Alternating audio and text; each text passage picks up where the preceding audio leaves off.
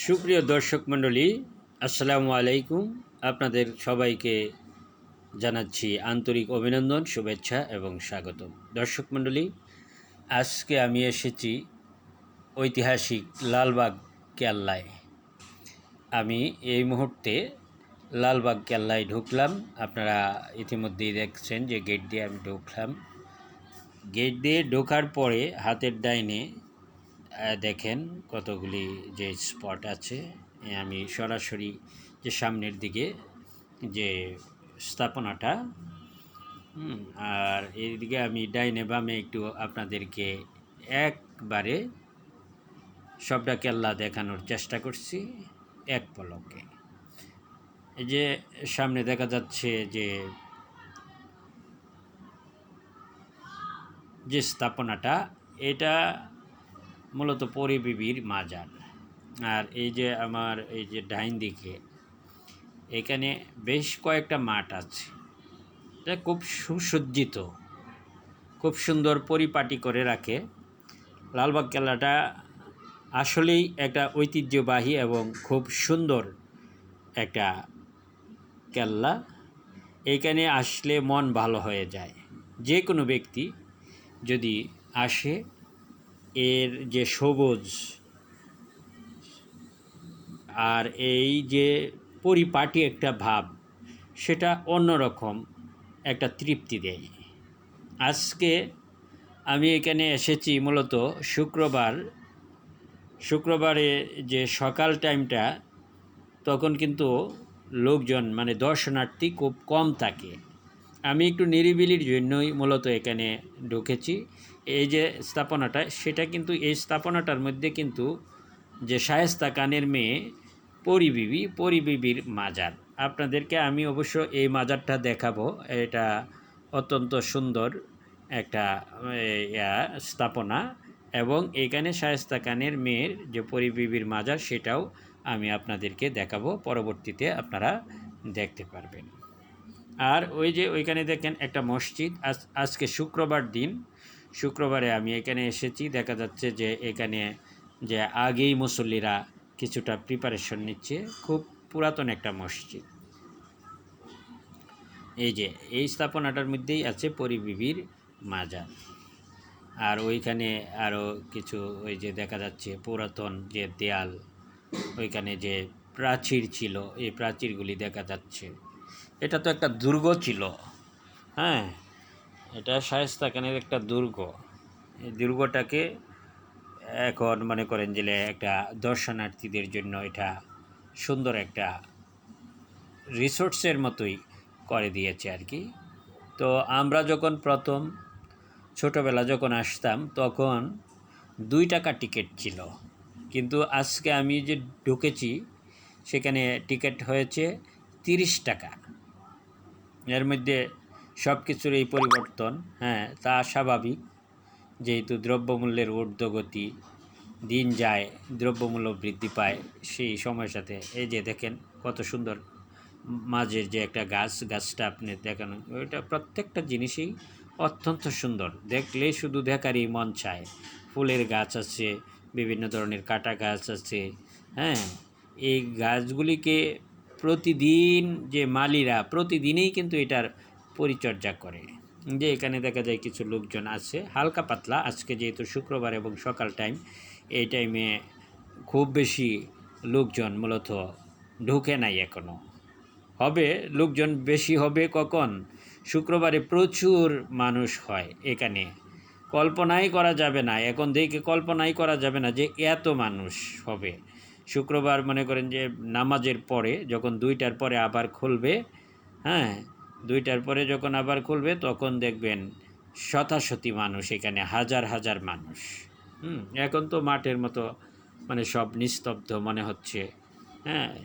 তবে আপনাদেরকে যেহেতু আমি দেখাচ্ছি, যে একটু নিরিবিলি দেখানোর চেষ্টা করছি। দেখেন এই যে রাস্তাটা, এই রাস্তাটা ধরে আমি সামনের দিকে এগোচ্ছি। এরকম বেশ কতগুলি রাস্তা আছে, এবং যে স্কোয়ার সাইজ মাঠগুলি কিন্তু একটা স্কোয়ার সাইজ করে রাখছে, খুব সুন্দর। দেখেন এই যে ফুলগুলিও কিন্তু অনেক সুন্দর, হ্যাঁ। এখানে বিভিন্ন ধরনের ফুল গাছ আছে, অনেক ধরনের ফুল গাছ। এই যে আরেকটা ফুল গাছ দেখেন, এখানে গেলে কার না ভালো লাগে। প্রত্যেক ব্যক্তিরই মনে করেন মনের মধ্যে অন্যরকম একটা প্রশান্তি আসে। আপনারা যারা মনে করেন ইতিমধ্যে লালবাগ কেল্লায় এসেছেন, তারা হয়তো দেখছেন যে এটার সৌন্দর্য নিজ চোখে দেখছেন, নিজেরা উপভোগ করেছেন। কিন্তু এখানে কিন্তু আমাদের বাংলাদেশের আরও অনেক মানুষ আছে যারা এখনও পর্যন্ত লালবাগ কেল্লা দেখে নাই। তাদের জন্যই মূলত আমার এই ভিডিওটা করা। দেখেন যে এখানে একজন লোক বসে আছে, মানে উনি হয়তো মোবাইল দেখছে, এই আর কি। সামনের দিকে আমি একটু এগোচ্ছি। এই যে রাস্তা, এই রাস্তায় যদি মনে করেন কেউ হাঁটাচলা করে, হ্যাঁ, অটোমেটিকলি কিন্তু শরীর এবং স্বাস্থ্য, শরীর এবং মন, হ্যাঁ, দুইটাই কিন্তু ভালো হয়ে যায়। এই যে সামনে মানে ওই যে মসজিদের দিকে মুসল্লিরা যাচ্ছে, এখনও আজান হয় নাই, কিন্তু আজানের আগেই মুসল্লিরা একটা প্রস্তুতি নিচ্ছে।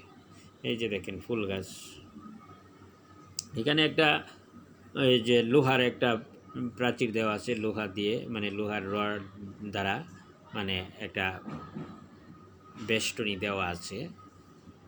বাহির থেকে লোকজন মসজিদে ঢুকবে তো, যাতে কেল্লার ভিতরে না ঢুকতে পারে, সেই জন্য লোহার একটা বেষ্টনী দিয়ে রাখছে। এই যে মসজিদের এখানে করছে, মুসল্লিরা নামাজের কিছু প্রস্তুতি নিচ্ছে। আর ওই যে আমি এই মাঠে এখন ঢুকবো, মাঠের মধ্যে দেখি মাঠ, আমি ওইভাবে পার হয়ে যাব, রাস্তা দিয়ে যাব না। এখন সবুজ ঘাসগুলি একটু দেখেন, সবুজ ঘাস যদি কেউ মনে করেন যে এখানে আসে, তাহলে সবাই কিন্তু মনে করেন যে জুতা খুলে এই সবুজ ঘাটে মানে ঘাসের মধ্যে হাঁটতে চায়। এই সবুজ ঘাস তো আমরা তো মনে করেন যে ঢাকা শহরে মূলত এই সবুজ ঘাস কিন্তু মানে যে পায়ে লাগানো খুব কঠিন হয়ে যায়।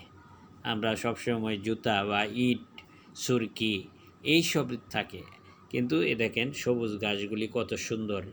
এই ঘাস যদি মানে এই ঘাসের উপর যদি হাঁটা যায়, তাহলে কিন্তু এটা স্বাস্থ্যের জন্য অনেক উপকারী। লালবাগের কেল্লার যে সৌন্দর্য, হ্যাঁ, যে কোনো সৌন্দর্যকে হার মানায়। আমার কাছে অনেক ভালো লাগে, আশা করি আপনাদের কাছেও ভালো লাগবে।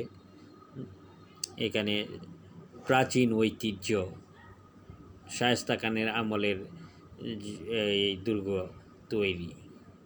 তখন মূলত যে ঢাকা যে বুড়িগঙ্গা নদী কিন্তু এই লালবাগ কেল্লার কাছেই, বেশি দূরে নয়।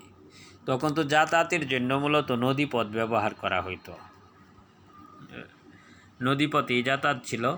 এই জন্য ঢাকা শহরকে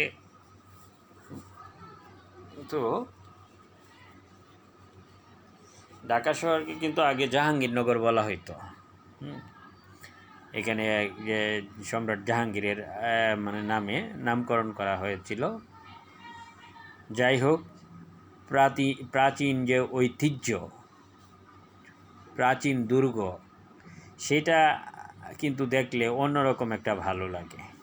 এখানে এটার নিচে একটা বিরাট আকারের দুর্গ, ওইদিকে একটা সুড়ঙ্গ পথ আছে। আমি অবশ্য এটা যে ওই দেখি, যদি সময় পাই আপনাদেরকে আমি ওই সুড়ঙ্গ পথটা দেখাবো। সুড়ঙ্গ পথটা কিন্তু একটা বিশাল একটা ভয়ঙ্কর একটা কাহিনী আছে। এখানে সুড়ঙ্গ পথের ভিতরে মনে করেন দেখা যায় যে ওইখানে লালবাগ কেল্লার ভিতরে যে দুর্গ যেটা, সেটা দেখার জন্য কিন্তু অনেকে অনেকভাবে বহুবার চেষ্টা করেছে। শুনেছি এখানে ভিতরে নাকি এই ঢোকার চেষ্টা করছে, বা ইলেকট্রিসিটি মানে বিদ্যুৎ জ্বালানোর চেষ্টা করছে, কিন্তু ভিতরে এটা বিদ্যুৎ জ্বালানো যায় না। এটাও কিন্তু একটা বিস্ময়কর একটা ব্যাপার, যে কেন ওইখানে ইলেকট্রিসিটি মানে জ্বালানো যায় না, সেটাও কিন্তু আরও কাহিনী আছে। শুনেছি এখানে একটা লোমহর্ষক একটা কাহিনী আছে, যে এখানে ভিতরের দিকে নাকি এক সময় পরীক্ষা করার জন্য কিছু লোক নামছিল, কিন্তু তারা আর ফিরে আসে নাই। সেটাও একটা করুণ একটা কাহিনী। এই ভয়ে এখন আর এই দুর্গের যে ভিতরে যে সুড়ঙ্গ পথ, সেখানে এখন আর কেউ ঢুকতে চায় না। তো আপনারা একটু ধৈর্য ধরেন, যে আমি চেষ্টা করব সুড়ঙ্গ পথটা দেখানোর জন্য। আর আমি এখন আসছি এই যে পরিবিবির যে মাজারের যে স্থাপনাটা, সেটার সামনে দেখেন একটা চৌবাচ্চার মতো, এখানে আগে মানে ফোয়ারার মতো ছিল, পানি থাকতো, সেটা আপনি দেখতে পাচ্ছেন। এই যে দেখেন, এখানে কিন্তু প্রত্যেকটা জিনিসই অত্যন্ত সুন্দর কারুকাজ। হ্যাঁ, কারুকাজ। এই যে এখানে ভিতরে মাজার আছে, এখান থেকে বেশি একটা খুব একটা স্পষ্ট দেখা যাচ্ছে না, তারপরে ওই যে সামনের দিক থেকে আপনাদেরকে একটু দেখানোর চেষ্টা করি। এই যে নেট দিয়ে করে রাখছি, এই যে ভিতরে দেখেন ভিতরের রুমগুলি, হ্যাঁ, প্রত্যেকটা জায়গার মধ্যে অন্যরকম যে স্থাপত্যের যে নিদর্শন, যে কারুকাজ, হ্যাঁ, দেখলেও কিন্তু খুব ভালো লাগে। দেখেন এই যে পিলারগুলির মধ্যেও অনেক সুন্দর কারুকাজ করা। এইগুলি দেখলে মনের মধ্যে কেমন জানি একটা ভাব আসে, মনে হয় যেন আমরা অনেক আগে, 1000 বছর আগে আমরা চলে যাচ্ছি, মানে পুরাতন স্মৃতি মনের মধ্যে ভেসে ওঠে। এই কারুকাজ দেখলে মনে হয় যেন আমরা ওই যুগেই চলে গেছি, মনের মধ্যে একটা কল্পনা আসে।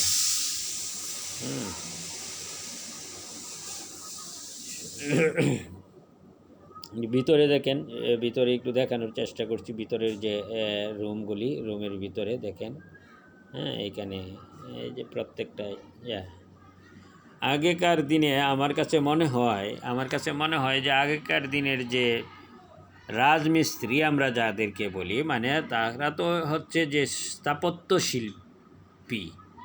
রাজমিস্ত্রি কি বলবো, যে স্থাপত্যের যে শিল্পী যারা ছিল, তারা আমার কাছে মনে হয় এখনকার যে স্থাপত্য শিল্পীর চেয়ে মনে হয় আগেকার দিনের স্থাপত্য শিল্পীরা আরও অনেক বেশি তারা মানে মেধাসম্পন্ন ছিল। তারা হয়তো মনে হয় যে কি, তাদের যে কারুকার্য দেখলে মনে